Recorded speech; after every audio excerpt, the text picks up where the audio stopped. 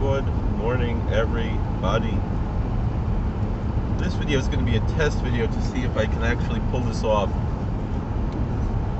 in under about 10 minutes, maybe 12 minutes tops.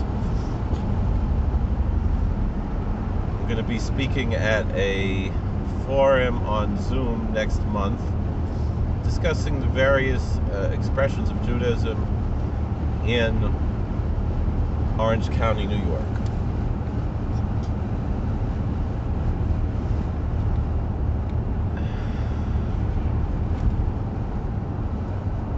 So I'm noting that we're starting here at 46 seconds, maybe a little bit later.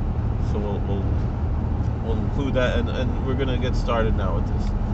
So here's how we're taking this. So anyway, I have 3 questions to answer, but I'm not exactly going to answer them. So what are the 3 most important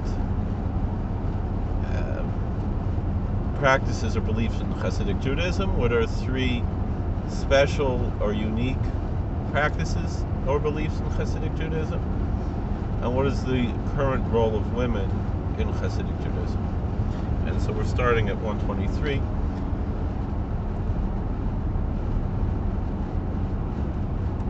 Or maybe even 130. All right. Well, I want to start with some words of gratitude to Almighty God, as well as to all of those who have organized this, and to all of you here for watching, whether you're watching live or later on a recorded version of this.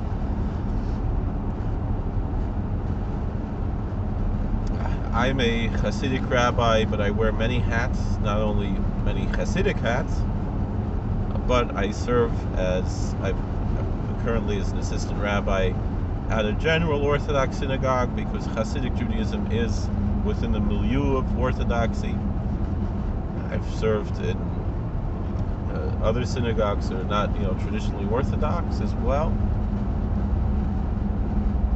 And I also serve as an interfaith minister, a chaplain in prison and in a mental hospital, as well as a wedding officiant and other ceremonial officiant for people of all faiths.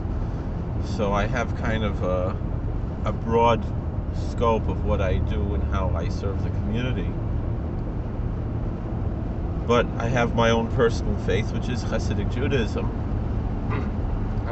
As far as the most important practices and beliefs of Hasidic Judaism, they're really the same of all branches of Orthodox Judaism. Essentially, I would say the main difference really even between Orthodoxy and the other movements, Reform Conservative, is that Orthodoxy sees it almost as dogmatic.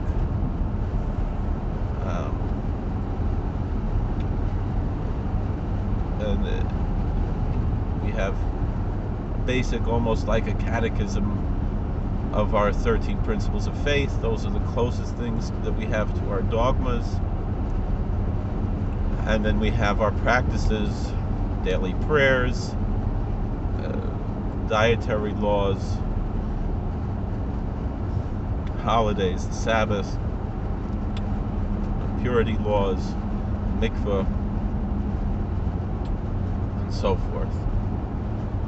It's not, and there's not a lot of time here to really discuss all of those in depth, but these are the same things that you're going to find, really, whether you go to a modern Orthodox synagogue, a Sephardic synagogue, what we call yeshivische or Lithuanian, which would be ultra-Orthodox like the Hasidim, but not Hasidic, I would say.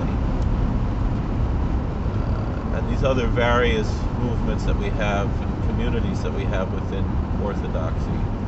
And I also want to note that we have a Chabad rabbi here. Chabad is also Hasidic. It's really one of the oldest Hasidic movements, but the expression comes out somewhat differently than we have. Me personally, I would put myself somewhere in the generally Hungarian type of Hasidic Judaism, like Satmar, which is predominant in Orange County and Kiryas Joel, and I have very strong connections to Kiryas Joel personally. One of my children attends school there. So even though I myself reside in Sullivan County, but I do have a connection at least to Orange County. And I used to teach in the schools there, and did in several schools in Kiryas Joel. So I do have connections there and devotions there. That will take me to the next part, which is the particular practices and beliefs of Hasidic Judaism, and particularly the Hungarian expressions of Hasidic Judaism, which I believe personally, from my own studies, studying how the customs of pre-Hasidic German Jewry, that in many ways the way that the Hasidim, the Hungarian Hasidim, conduct themselves today is really a continuation of, in a sense, pre-Hasidic classical Ashkenazic Judaism, that whereas it changed in the other communities over the years, the Hasidim preserved a lot of things that had changed over the years, but obviously there are also other things that are novel to Hasidism.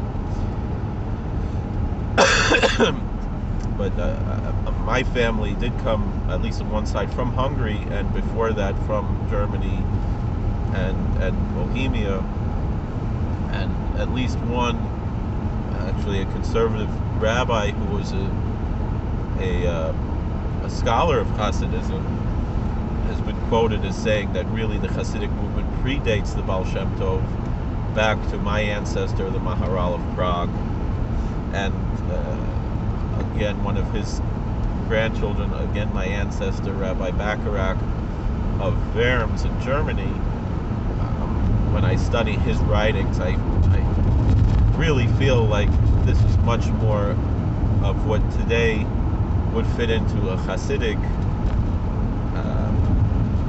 community than in other Orthodox communities. Their practices and beliefs, and even, let's say, superstitions or things like that existed in that time, and the embrace of Kabbalah and so forth that changed shortly after that, and in a certain sense the Hasidim preserved things that other communities cast away.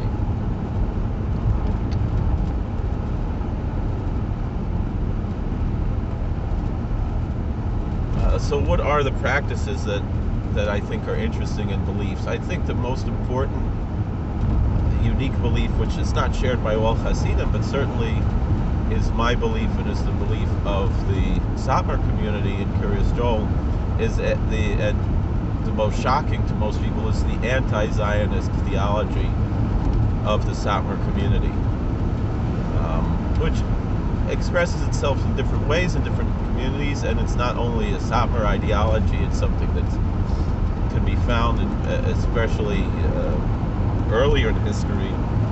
It seems that this was the traditional view, and again it was the Zionists who changed things and this is the original biblical and Talmudic view that was consistent throughout history until the 1890s, when people who had no connection to religion, started the Zionist movement, and then some religious people, a small minority of rabbis, started to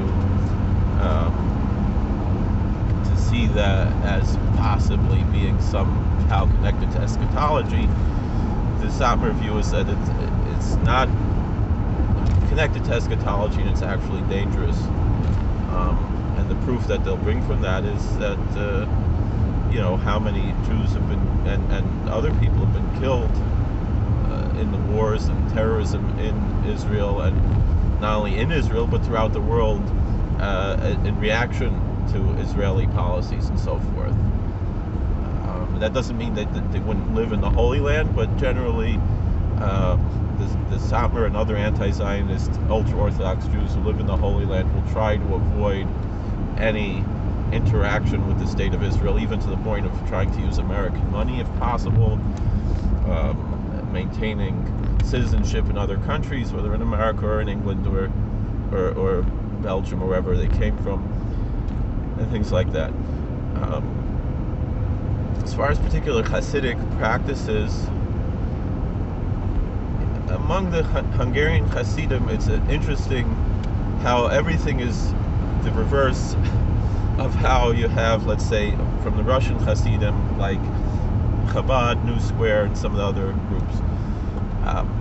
Among the Russian Hasidim, a Hasidic Rebbe has tremendous authority as the Rebbe, but not as much of the pomp and circumstance.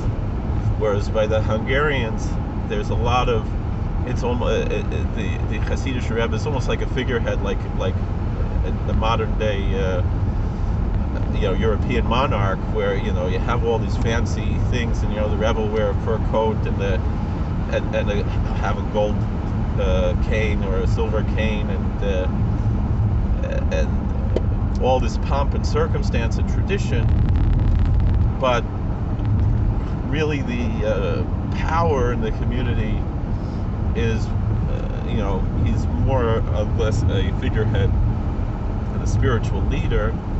And also part of it is that among the Russians, a Rebbe is only a Rebbe, and not a rabbi. He's the grand rabbi and not the chief rabbi. Whereas the Hungarian tradition and the Galicianer, a certain part of Polish tradition, is that being a Rebbe is almost secondary or tertiary to being the chief rabbi of the community as a religious authority and a legal authority in religious matters, and being a scholar, being the dean of the academy or the Rosh Yeshiva. And then third, it will function as the Rebbe, as the person who is, somewhat like, could be compared to a Catholic or Eastern Orthodox priest in some ways, that he will, see, I already went over my time, that he can, it's almost like he's giving communion when he hands out shirayim, he hands out leftovers from his food at a Hasidic celebration, things like that. But it's very different. It's not like just a little cracker. It's usually it's a big piece of challah, some fish, some soup, and some chicken, and souffle, and all kinds of foods and fruits, and all these foods, as the Rebbe gives it to you, it's at least on the external level somewhat similar to receiving communion, at least superficially. And with that, you have these things that, the Hasidic world is so similar to so many other religions. You have, like we said, the intercessionary aspect, and even the devotion to saints,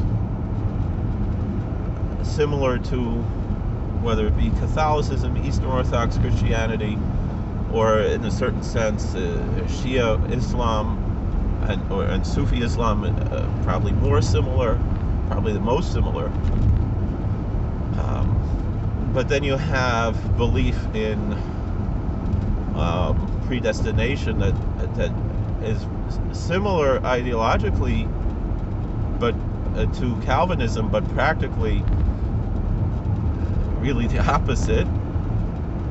And again, all these things you're going to have to follow me on Facebook or YouTube to try to get a little bit more about. And so then you have this as well, the devotion to saints, making pilgrimages to which, certainly in Curious Joel, that's the biggest Jewish pilgrimage in the Western Hemisphere, is on the yard site, the anniversary of the passing of the Satmar Rebbe, which Grand Rabbi Joel Teitelbaum, which is again like this type of like a Saints' Day in a Catholic or Orthodox Christian type of approach. And again, you'll have the Tish on the Saints' Day. You'll have, in a quarter mile, turn left to stay on Pennsylvania 402 South. Will usually be a big meal. Another major practice is that before the prayers the men immerse in the mikveh every day, whereas in the other Orthodox communities, the mikveh is generally only really for women, really, and around the menstrual cycles. Take but the next left to stay on Pennsylvania 402 that's, South, then turn right onto Milford Road. Central and very important in the Hasidic community, like in all Orthodox communities and some conservative as well. But also, you have the other use of the mikveh, a spiritual approach among the Hasidic men to go to the mikveh every day, which is an old Kabbalistic custom, and was not practiced by so many people, but then became. Turn right onto Milford Road, U.S. Business 209, then turn left onto Seven Bridge Road. Very popular now in the Hasidic world to try to have daily immersion, which is, again, it's similar to Christian baptism rites, but it's something that's done every day, not just once in a life. Although, again, that's how, if someone is not born Jewish, if they were to convert to Judaism, that would be the conversion, would be the immersion in the mikveh, like baptism. And that's where... Take the next left onto Seven Bridge Road. Obviously, that's where Christianity got the idea of baptism from, the Jewish practice of the mikveh. Continue on Seven Bridge Road for half a mile. The final, and again, I see we're over our time, but the final issue that we want to bring up is women in the Hasidic world. My wife always says that my wife, being a convert to Judaism, she grew up Mormon, lived a very liberal life after she left the Mormon church, and then adopted Hasidic Judaism as her faith and devotion. In a quarter mile at the traffic circle, take the first exit onto US 209. She'll usually say that the Hasidic women are first-wave feminists, because obviously, although first-wave feminism was focusing mainly on women's suffrage and voting rights, but a lot of the expressions that they had in the first-wave feminism was, rather than just aping the men and in the egalitarian sense that just everybody should do exactly the same things. Continue for 3 miles. Is rather a celebration and an uplifting of the feminine aspects of the woman, of a woman, celebrating being a woman, and in a certain sense almost a superiority of femininity over masculinity to a certain extent. And in a certain sense, that's why liturgically the men are more busy in the Hasidic world, because it's to keep us out of trouble, because we're so problematic, and we're so prone to do things that are negative, and so keep the men busy with all kinds of stuff, so the women can actually do what's really important. That's a certain aspect of this.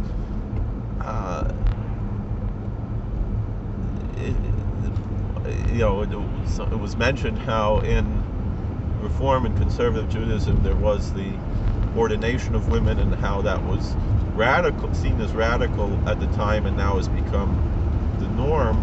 The truth of the matter is, in Hasidism, there was before there was ordination of women in Reform and Conservative circles, there was always this idea of the holy woman, even to the point where a woman, certainly Rebbitzin doesn't necessarily mean, linguistically, if you know the German roots and so forth, of Yiddish, it doesn't mean as much, and even in Hebrew, Rabbanit, it doesn't mean as much the rabbi's wife as it's come to mean in English and in the modern parlance, but rather a female rabbi or a female rebbe. And there were women who were not necessarily married to rabbis, who served in the office of the Hasidic Rebbe, maybe not as the Rav or Rosh Hashiva, although there were women scholars, including my ancestor, Eva Bacharach, who my ancestor, Rabbi Bacharach, named his book, Chavas Yoyer, after,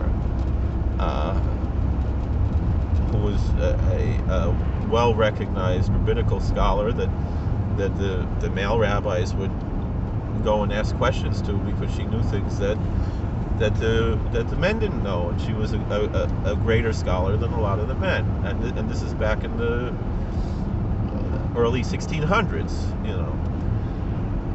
But with that, and with that respect to women as scholars, still the Chavas Yoyer, my ancestor particularly, was against any liturgical changes.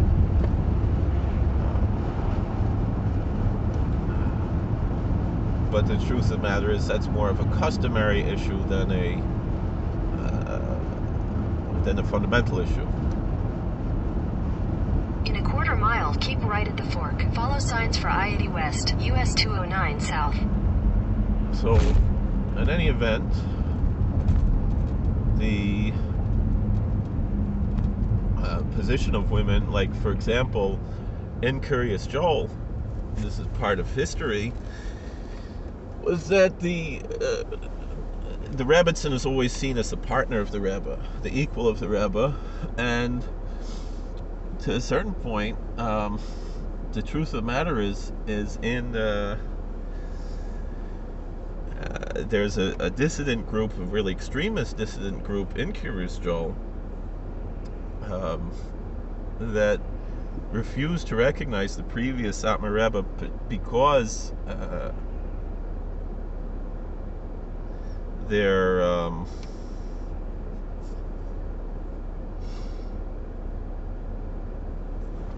the potential, because his son married someone who they felt was not worthy to be the Rebbetzin, someone who came from a family that had a different ideology, the current Rebbetzin, and for that reason, that was the main reason why they didn't accept the old Rebbe's nephew to be the new Rebbe. And who became essentially the Rebbe Continue on I-80 West of for the 4 miles. dissident group was the Rebbetzin. And even to the point where, you know, they talked about this is the Rebbetzin shul. These are the Rebbetzins Hasidim.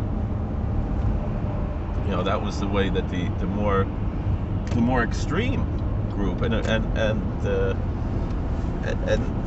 that was never seen as the issue. You know, the arguments would be, you know, political and so forth between the two groups, but you know, even the mainstream group still had tremendous respect for the Rebbetzin and named their children after her. My daughter, you know, we named after her, though she shares a name with one of my grandmothers, and so that's kind of where it was an intersection there.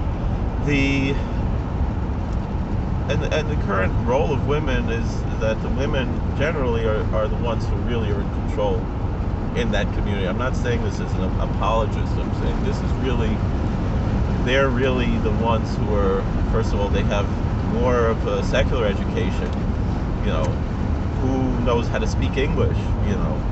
A lot of the men have only a perfunctory English, whereas the women, you know, are generally, you know, highly educated in the secular sense, much more than the men, and you're more likely to have a Hasidic woman, being a professional than a Hasidic man. And so you have Hasidic women who are judges, lawyers, doctors, even one of the heads of the NSA throughout the Obama years, throughout the Trump administration, and now has been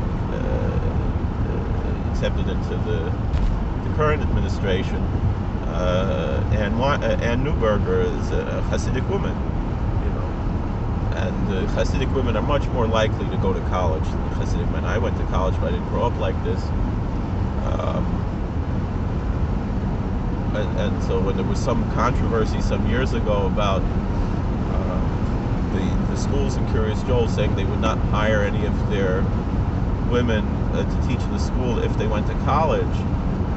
Some people, taking that out of context, saw that as discriminating against women, and it's actually, if you see that as a discrimination as far as, whether or not one could go to college and so forth, the men don't even really have much of a chance. They have to put in a lot more work to be even anywhere near that they could potentially go to college in those communities. In half a mile, it's not take impossible, exit 304 and I know for US 209 south towards Snydersville, Pennsylvania 33 south. I know men who did this as well, and even remained within the Hasidic community. I'm saying tradition, not just people like me who didn't grow up in this community, but people who grew up in the community who did manage to go to college, but they're not given the tools to do so. Take exit 304. In the boys' schools. They meet their the interpretation of continue for 25 miles. And really the truth is you're allowed to, they do receive secular education to a certain point, and I taught secular education in Curious Joel, but then at a certain point they're essentially legally considered to be high school dropouts and dedicate all of their time to religious studies in those communities, which is perfectly legal. There's a certain point in your life when you're allowed to drop out of high school, but the truth is that they're studying many more hours a day in religious studies.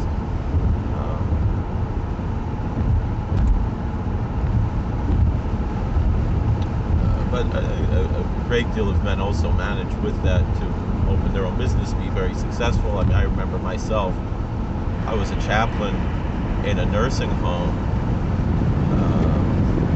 making $18 an hour, driving all the way to the Bronx from Sullivan County a few times a week. And the owner of the nursing home was a Samer Chassid who was younger than me. I knew him when he was a kid. I'd met him before he remembered me. I didn't, and then I put two and two together about who he was. He was a nephew of a friend of mine. And he is a multi-millionaire. While I was at the time was on food stamps and Medicaid and Section 8. I'm not on any of those programs now, but thanks to President Trump fixing the economy. That's where I am. So here, this I tried to make it 10 minutes. And it's still 27 minutes long. So we got to work on this. I got to figure out how to do this maybe a little quicker and get a little bit more done. So thank you for watching. God bless. Please like, share, and subscribe, comment.